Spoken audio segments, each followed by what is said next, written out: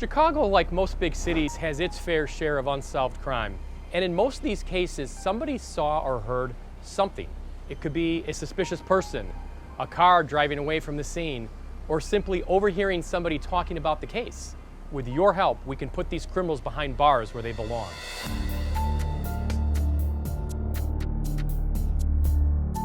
Here in Chicago, we have too many unsolved murders. We need your help.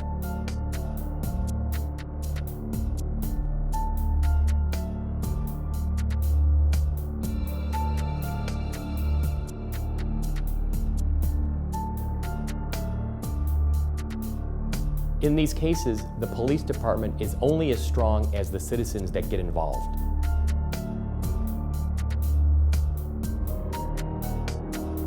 Oftentimes, all the detectives need is a tip, a start. Somebody to call in and say, I saw something. Any little information that you know can be the impetus to solve the entire case.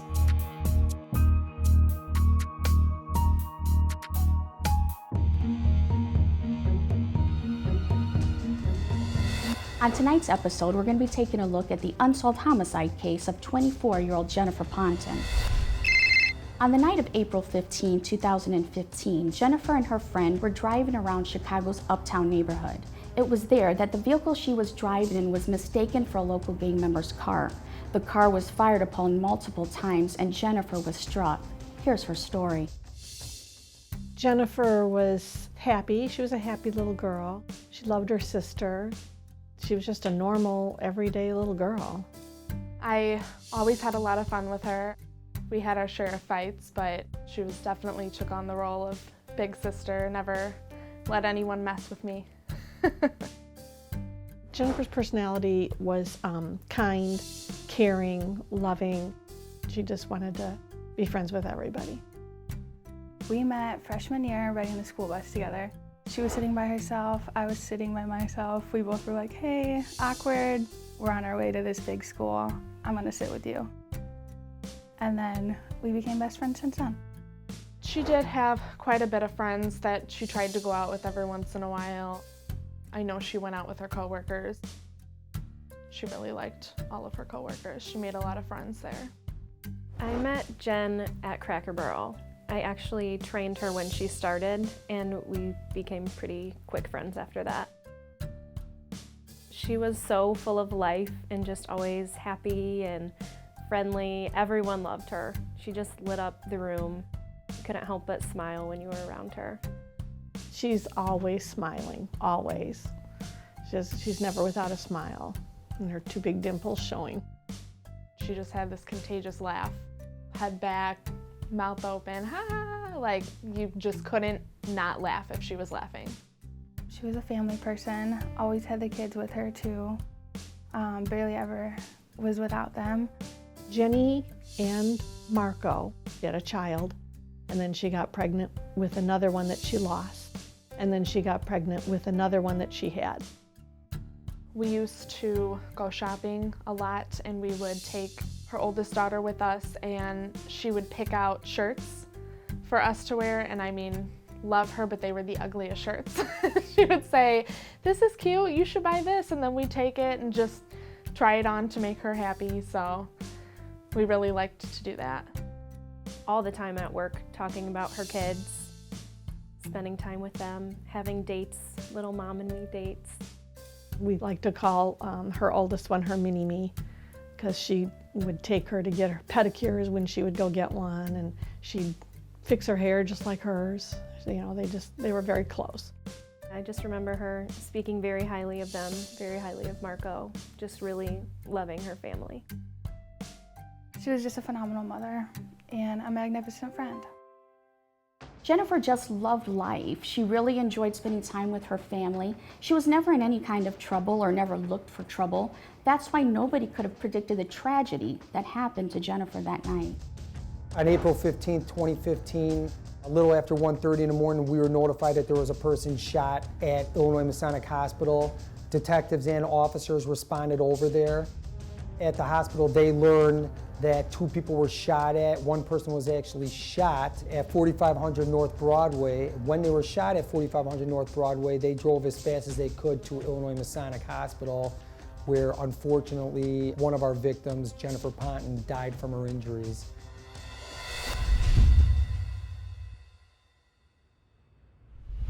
Have you been in an accident? Have you been the victim of discrimination or had your rights violated? Have you been injured?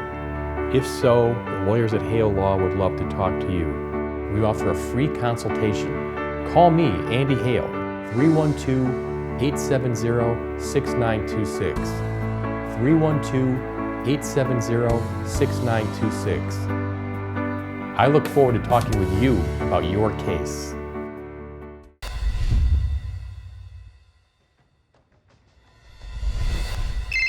Her and Briley had gotten the flu the week before, and so they were sick all week. And once they got over the flu, she had texted me and said they wanted to go shopping. I checked to make sure they were okay, you know, still feeling okay, and they said yes. So we went to the mall and we went to Justice and we picked out a bathing suit for Briley. And then Jenny treated Briley and I to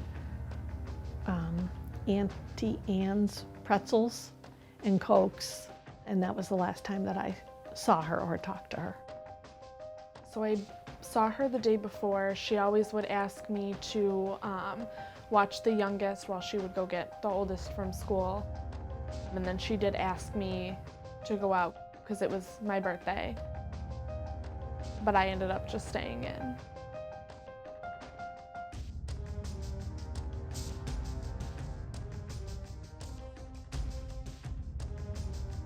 She had went to her friend's house and they ended up going to Chicago, which is a mystery to all of us, why Jenny would go all the way to Chicago. Our victim, JenniferPonton, who was driving with a friend just out for a nice drive, only been to Chicago a couple times. They decided to just go through downtown and, you know, drive along Lakeshore Drive and check out the lakefront, which a lot of people like doing. They decided that they had driven far enough and they got off at Wilson Avenue. They got turned around a little bit and they turned southbound on Broadway from Wilson Avenue in the right-hand lane. They were headed to a red light, and then this little car came up on their bumper. And once they got to the light, they started shooting from the rear of the car all the way to the front. Hit the car 7 or 8 times, and then the car turned left, and Jenny's car floored it and went straight. You actually see it come speeding up next to them and just shoots at them, and then makes the quick, hard left-hand turn on the Sunnyside going eastbound towards the lake.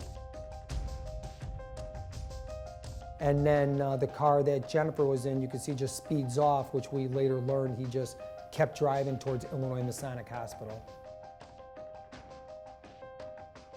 That morning, Marco had called me, and I forget the time. I want to say it was like 5 or 5:30 in the morning, and asked me where Jenny was. So I went and looked in the guest room, and of course she wasn't there. So I went into Hillary's room and woke her up, flipped on her light, and said, "Jenny's missing." You know, I had gotten up and started making phone calls to some of her friends, and no one had heard anything or anything like that. Hillary started calling the police stations and the hospitals, trying to find if she had gone anywhere. One of her friends had messaged me on Facebook and asked for us to meet at her house. She had something to tell us. Hillary and her friend at the time that was here with us went. We went over there, and she had ended up telling us that she had gone to Chicago that night and had been shot, and I didn't believe her. He had taken Jenny to the hospital, talked to the police, and then he found a ride and came home, and he went to this girl's house. I ended up calling the hospital that they claimed she was at, and the woman wouldn't tell me anything except that she had checked in there. but that she couldn't tell me anything over the phone and that they needed us to come up there, and then I knew it was real. I had missed a few phone calls in the morning.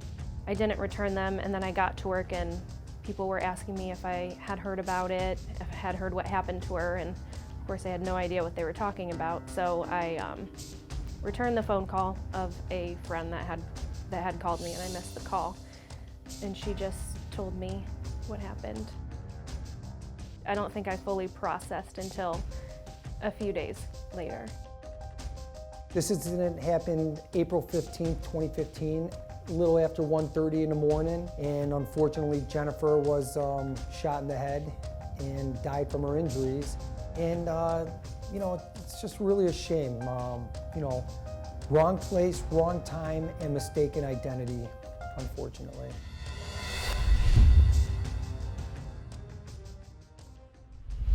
Hi, I'm Lisa Guillen from Case Files Chicago, and we like to feature your case on our show. If you know of an unsolved homicide from the Chicago area, our team wants to help you close the case. Please visit our website at www.casefileschicago.com. While you're there, you can also view our database of unsolved murders that needs your assistance. Only by working together can we solve these crimes and help heal our city. Thank you, Chicago, and stay safe.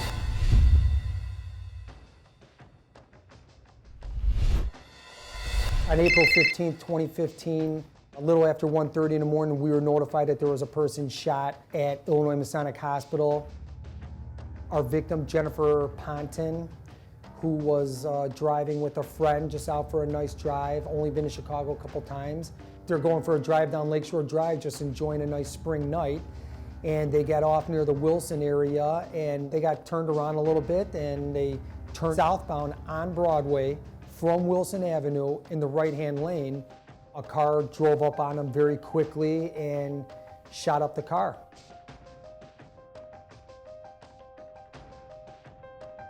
When I called the hospital and they had told me that she was there, I immediately started screaming because I just thought it couldn't be real. I was just so hysterical. I ended up calling my mom and telling her this happened and to get ready because we were gonna come pick her up and go to the hospital. I was hysterical. I could barely speak. I screamed hysterically into the phone.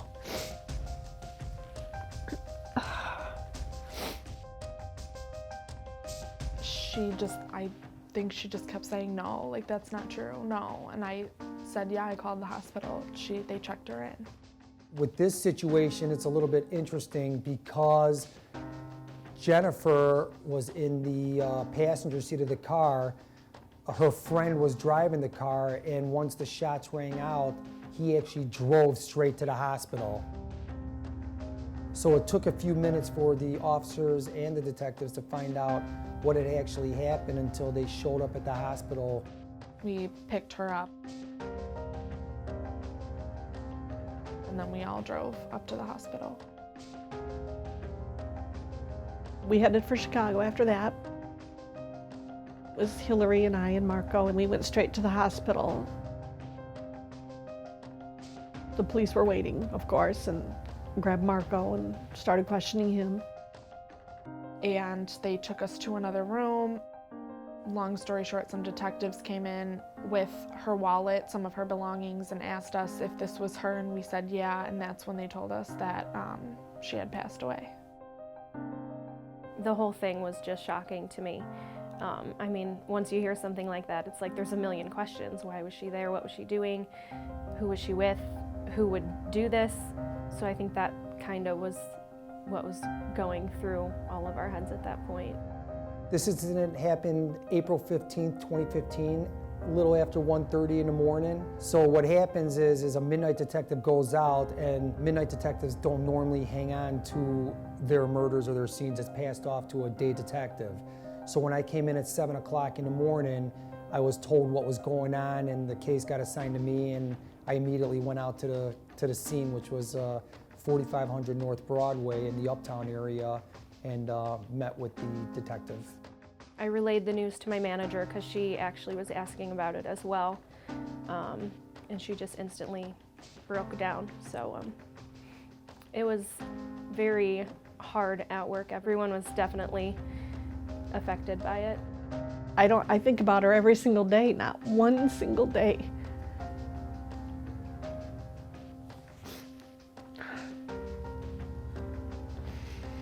Goes by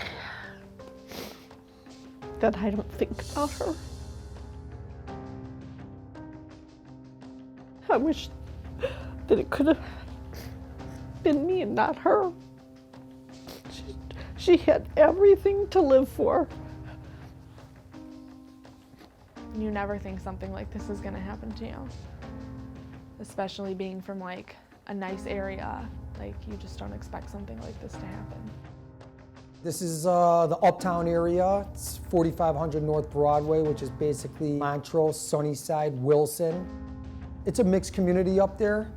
Truman College is up over there. It's a very diverse community, but unfortunately there are also some gang problems over there. There's a lot of shootings over there, and there's a little bit of a gang war going on, especially at this time. Back in April of 2015, there was a big gang war going on over there. I wish that I would have went out, because I don't think this would have happened if I had gone out with her. I feel like it is my fault.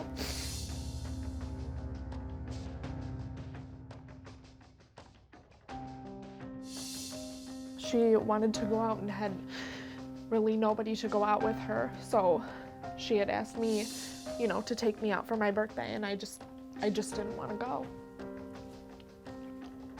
But I wish every day that I would have gone.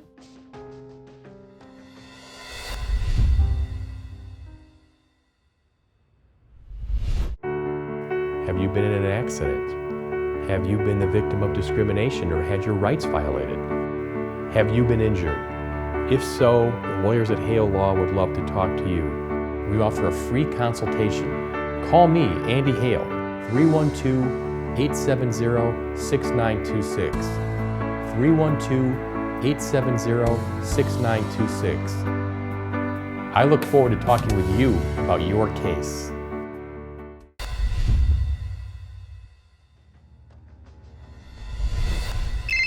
On April 15th, 2015, a little after 1:30 in the morning, we were notified that there was a person shot at Illinois Masonic Hospital. Our victim, JenniferPonton, who was driving with a friend just out for a nice drive, only been to Chicago a couple times. They're going for a drive down Lakeshore Drive, just enjoying a nice spring night.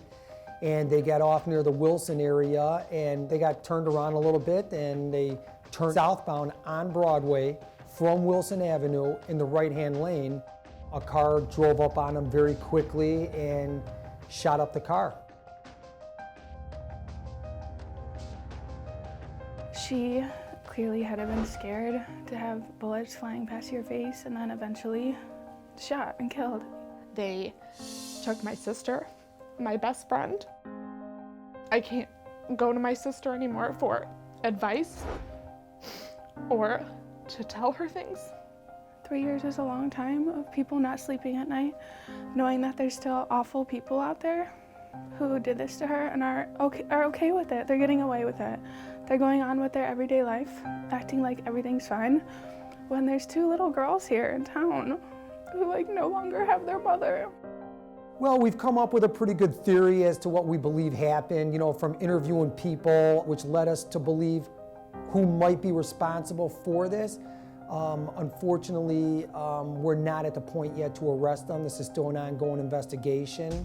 Our strong belief is that she was mistaken for some wannabe gangbanger rapper who was posting online and taunting a rival gang over there. We had since learned that he was driving a car similar in car and color description as Jennifer, and we believe, unfortunately, it was wrong place, wrong time, and mistaken identity. And now we have this mother of 2 who was just out for a nice drive, and her life is over with, her family's lives are shattered. And I've talked with Sue numerous times on this, the mom. I've kept in touch with her. I've tried to follow up on all leads on this, and we're continuing to work on it, but this one's a rough case. This one's a rough case. It would mean everything to get justice I mean, obviously, we're never gonna get her back. I think it means a lot for all of us and for her children, for her family, to not have these people out in the streets. We don't know who they are or what they're doing. For me personally, I just don't want this to happen again. I don't want somebody else's mother to be taken, someone else's child to be taken. It's horrible. I hope, I pray that if somebody knows anything, that they would either call the police department, the detectives, or this show, and give them any information, even if it's something you don't think is significant. You never know. It just might be that one little thing that will change the whole thing. We're looking for help on this from anybody from the community. Maybe you were one of the individuals in the car that you didn't know what you were getting involved with. These cars were traveling southbound on Broadway from Wilson, heading towards the Target, which is Sunnyside.